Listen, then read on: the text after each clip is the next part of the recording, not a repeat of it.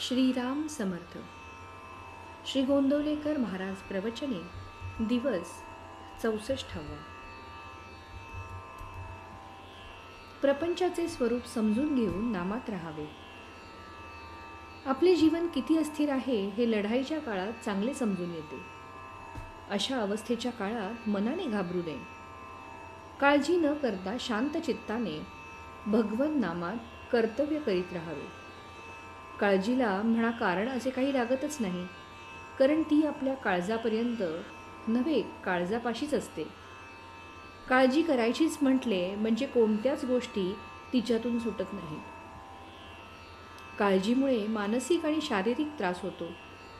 ज्याला काळजी नाही त्याने भगवंत आपलासा करून घेतला आहे हे समजावे. भगवंतावर पूर्ण विश्वास टाकून तुम्ही काळजी करण्याचे एकदम बंद करा. ज्याप्रमाणे कुणाचीही कुंडली मांडली, मग तो श्रीमंत असो की गरीब असो, तरी तिच्यामध्ये सर्व ग्रह यायचेच. त्याचप्रमाणे जन्मलेल्या प्रत्येक प्राण्याला सर्व विकार असायचेच. भगवंताचे अवतार जरी झाले किंवा साधू पुरुष जरी झाले तरी त्यांनाही विकार असतातच. अर्थात त्या विकारांच्या बरोबर प्रेम, दया, शांती, क्षमा हे गुणही त्यांच्या अंगी असतात. ग्रह हे या जन्माचे आहेत, पण विकार हे मागच्या जन्मापासून असलेले असतात. या विकारांना वश न होता म्हणजेच त्यांचे नियमन करून गुणांचे संवर्धन करणे हे प्रपंचात मनुष्याला शिकायचे असते. कुटुंबातल्या व्यवहारामध्ये प्रत्येक घटकाने आपापले स्थान ओळखून असावे. ज्याला स्वतःच्या मुलाबद्दल प्रेमामुळे इतकी खात्री असते की आपण सांगितलेले आपला मुलगा केल्याशिवाय राहणार नाही, तो बाप खरा. ज्याला अशी उत्सुकता असते की वडिलांनी आपल्याला सांगावे आणि आपण ते करावे, तो मुलगा खरा. बापाचा पैसा हा मुलाने अनितीने वागण्यासाठी नाही.